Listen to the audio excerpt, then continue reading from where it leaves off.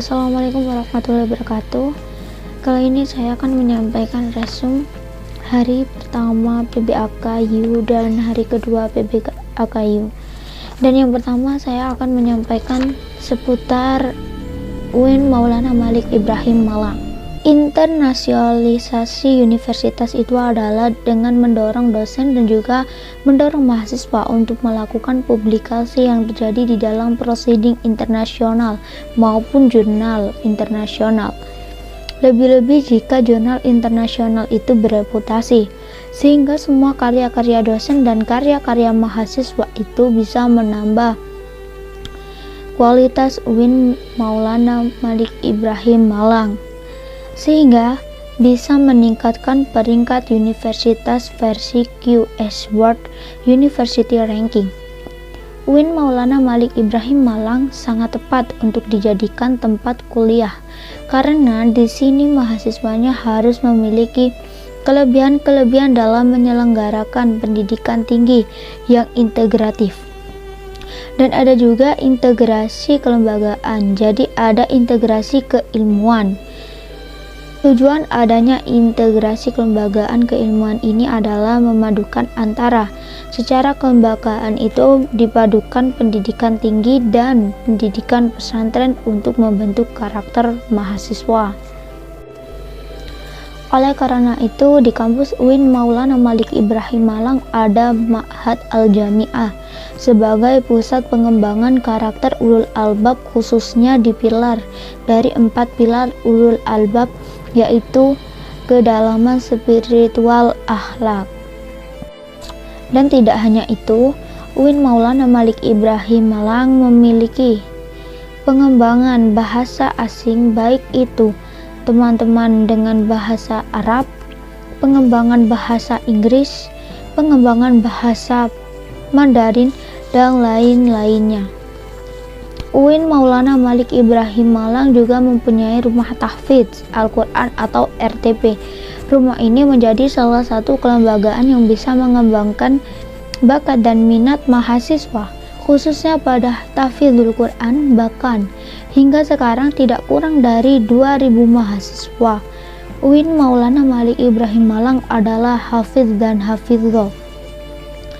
Hafidz dan hafidzoh yang berlatar fakultas atau prodi yang berbeda-beda, yang punya rumah moderasi beragama yang mendidik mahasiswa menjadi generasi dan mahasiswa yang unggul, bertoleran, dan menjunjung tinggi prinsip serta nilai-nilai keagamaan. Mewujudkan generasi muslim moderat dan peduli bangsa menuju Indonesia unggul yang sesuai dengan amanah dari Kementerian Agama di UIN Maulana Malik Ibrahim Malang sebagai salah satu PT lain yang berada di bawah Kementerian Agama harus menjadi corong bagi pengembang Islam moderat. Persoalan akademik atau pada bidang akademik, mulai mahasiswa masuk proses pembelajaran atau proses pendidikan dan pengajaran yang biasanya berlangsung selama 8 semester. Di UIN Maulana Malik Ibrahim Malang menyiapkan kurikulum yang sesuai dengan kompetensi masing-masing program studi. Ada mata kuliah pengembangan kepribadian, yaitu mata kuliah yang menjadi ciri khas UIN Maulana Malik Ibrahim dengan UIN-UIN lainnya maupun PTN lainnya. UIN Maulana Malik Ibrahim Malang sudah setahun yang lalu menggunakan e-learning serta platform lainnya. UIN Maulana Malik Ibrahim Malang memiliki 4 pilar kekuatan yang terangkat atas teks lain ulul albab, yang nantinya mahasiswa menjadi intelektual profesional yang ulama, dan ulama yang profesional. Generasi ulul albab sebagai teks lain universitas. Lulusan UIN Maulana Malik Ibrahim Malang adalah lulusan yang berkarakter ulul albab. Di UIN Maulana Malik Ibrahim Malang ada wakil rektor 3 bidang kemahasiswaan yang nanti akan banyak memfasilitasi kegiatan-kegiatan mahasiswa selama mahasiswa studi dan belajar di kampus. UIN Maulana Malik Ibrahim ini perlu kalian ketahui bahwa menjadi mahasiswa di UIN Maulana Malik Ibrahim Malang itu tidak gampang.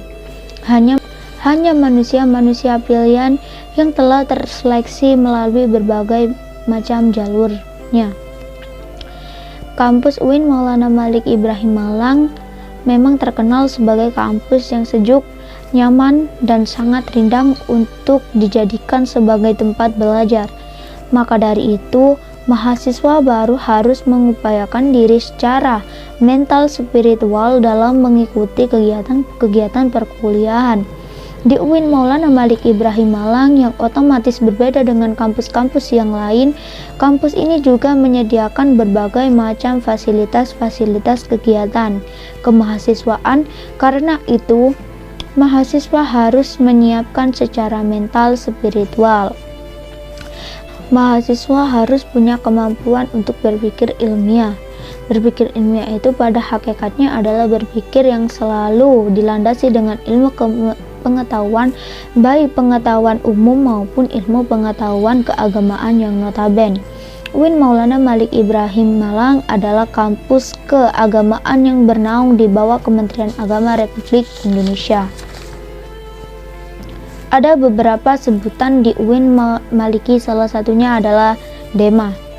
DEMA atau Dewan Eksekutif Mahasiswa merupakan organisasi intrakampus yang merupakan lembaga eksekutif mahasiswa di level universitas. Fungsi dari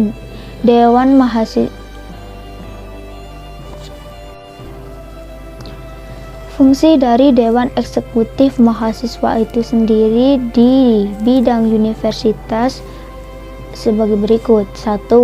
Sebagai pelaksana program organisasi kemahasiswaan.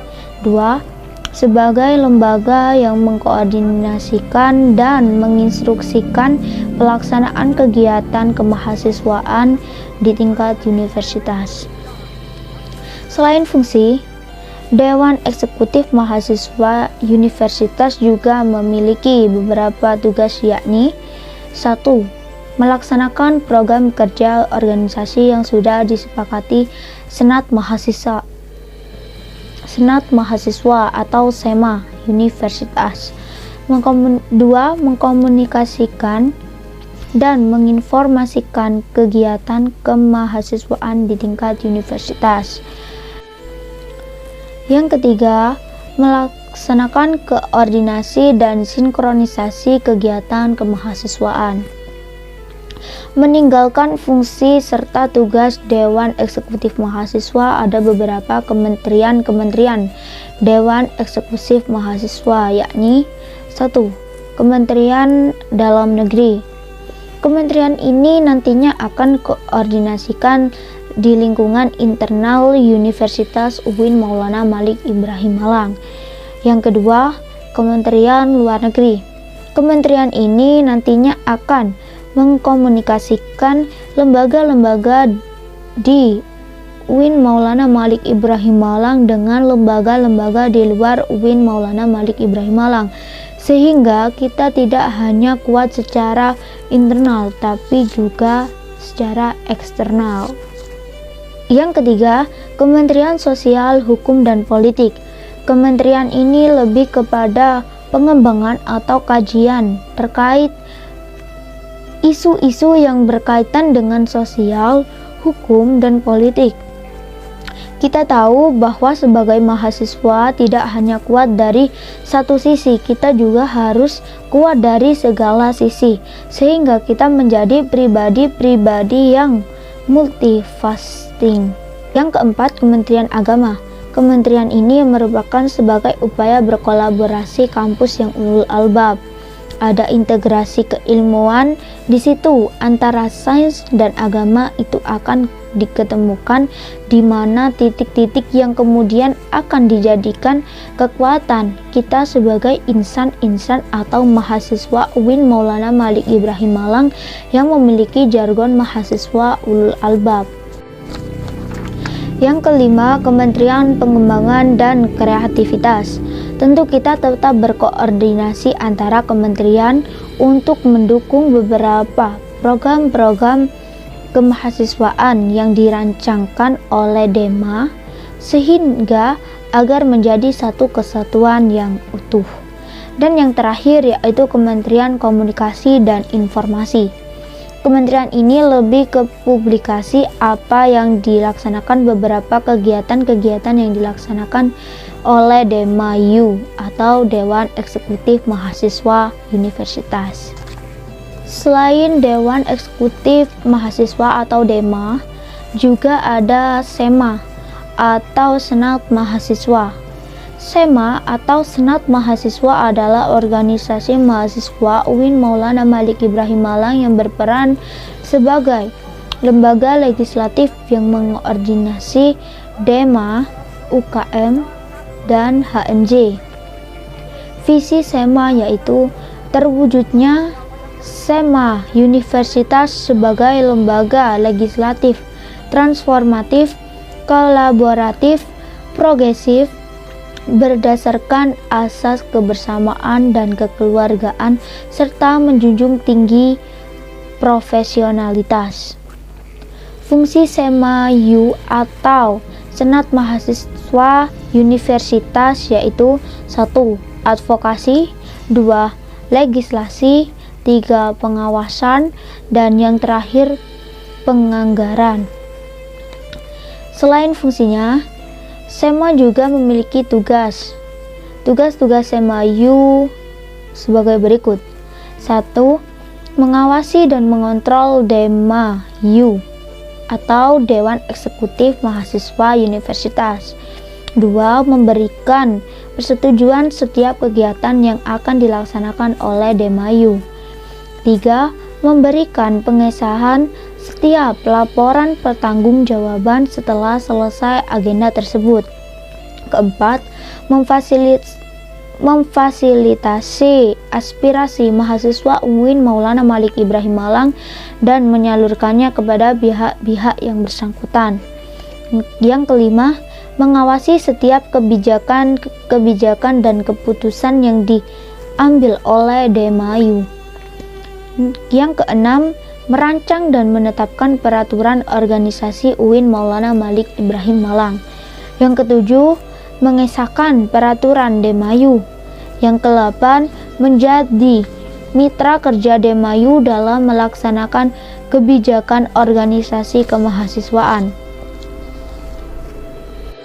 Selain SEMA dan DEMA, ada juga beberapa UKM di UIN Maulana Malik Ibrahim Malang. Di sini saya akan menyebutkan beberapa saja, dan pertama yaitu UKM Menwah, organisasi bersejarah pembentukan Jenderal Ahmad Haji Nasution 1959 di Jawa Barat, semboyannya penyempurnaan pengabdian dengan ilmu pengetahuan dan ilmu keprajuritan, dengan logo simbol warna ungu yang artinya mulia. Fungsi resimen mahasiswa yaitu mewujudkan sikap bela negara di ranah mahasiswa, menciptakan kondusivitas kehidupan mahasiswa, dan lain sebagainya. Logonya ada dua, yaitu logo Mahasurya untuk provinsi dan Wiracakrayuda untuk UIN Maulana Malik Ibrahim Malang. Dan UKM yang selanjutnya adalah UKM Pramuka. Racana Maulana Malik Ibrahim Dewi Chandra Wulan 2021, berlandaskan ulul albab dan pemangku adat. Salah satu visinya yaitu untuk mengamalkan nilai kode kehormatan dalam kehidupan sehari-hari. Program kerjanya Anjangsana, Perkemahan Wirakarya atau Temu Wali atau Family Gathering, dan Musyawarah Pandega.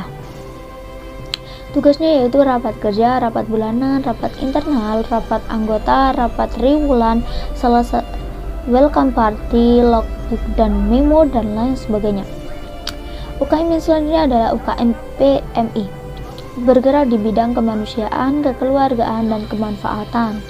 Didirikan oleh Pak Zainul Abidin dan Pak Mustafa pada bulan November 1990. Lambangnya yaitu burung Raja Wali. Program kerja pengurus inti yaitu rapat bulanan, kartu kendali, pengukuhan AK, dan lain sebagainya.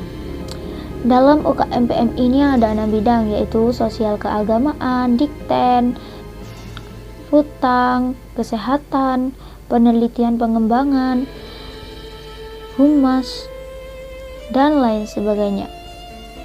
Yang terakhir yaitu UKM Jepret Club atau JC, klub fotografi yang tidak fokus hanya pada satu bidang, namun mempelajari di bidang videografi. Anggota UKM Semalang Raya. Motonya, aku ada untuk mengabdikanmu, bersamamu kulihat dunia nyata. Kegiatannya yaitu diklat pameran hunting besar. Yang itu tadi beberapa UKM yang enggak semuanya saya sebutkan, hanya beberapa. Dan yang selanjutnya saya akan membacakan resume yang kelima, yaitu Kebangkitan Bangsa Menuju Indonesia Tangguh. Kondisi negara kita masih pandemi. Hari ini alhamdulillah melandai dan PPKM pun turun level. Yang awalnya dari level 4 menjadi level 3 sekarang. Problemnya adalah belum ada yang bisa menemukan obat untuk COVID ini sendiri. Kunci pengendalian COVID ada dua, yaitu satu, vaksinasi dipercepat, dua, disiplin menjalani prokes. Hampir seluruh dunia ini perkembangan ekonominya rendah akibat dampak pandemi. Jika COVID naik, otomatis ekonomi turun, dan sebaliknya. Jika COVID turun, otomatis ekonomi akan naik.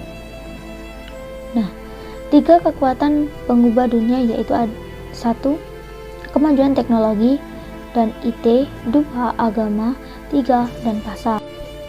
Peran dan peluang UIN atau PTKIN yaitu 1. Arus utama pengembangan teknologi digital, 2. Link dan match dengan sekitar industri, 3. Menjadi kekuat sosio-teknoprenus, 4. Epicentrum ajaran agama inklusif, menjadi generasi unggul yaitu 1. Keanggunan moral dan spiritual, 2. Gandrung ilmu pengetahuan, 3. Memiliki digital quotient, 4. Kesalehan atau peduli sosial. Yang tak kalah pentingnya bagaimana penggelorakan kembali semangat persatuan menghadapi wabah virus corona. Di sini saya akan menyampaikan resume yang terakhir, yaitu moderasi beragama dalam bingkai NKRI. Variety of attribution to Islam. 2. Arus besar Sunni Islam dan Syi'i Islam. Sosiologi labeling Islam atau Muslim liberal, sekuler, pragmatis, modernis, tradisionalis, fundamentalis, ekstremis, dan teroris. The most contemporary labels yaitu moderate Islam dan Islam Nusantara. What is moderation in Islam? Definisi moderasi secara etimologis, wasyati'ah berarti jalan tengah, posisi tengah berarti berkeadilan. Secara terminologis, pemahaman atau praktek keagamaan yang menjunjung tinggi kesetaraan, keberagaman, toleransi dengan berpijak dengan prinsip tawazun antara rasio dan logika, tekstual konteks. Ada beberapa dasar teologis yaitu Al-Quran Surah Al-Baqarah ayat 143, beberapa hadis dalam Sahih Bukhari, legal opinion of the jurists and Muslim scholars. Context of moderation in Indonesia. Kenapa moderasi relevan dan urgent di Indonesia? 1. Karena karakter Islam sebagai agama rahmatan lil alamin yang menjunjung tinggi keadaban dan keharmonisan dan dengan antara pemeluk agama. Yang kedua, historitas Islam di Indonesia. Yang terakhir, ideologi bangsa Pancasila dan moto Bhinneka Tunggal Ika. Sekian resume dari saya. Bila ada salah dan kurangnya, mohon maaf yang sebesar-besarnya. Wassalamualaikum warahmatullahi wabarakatuh.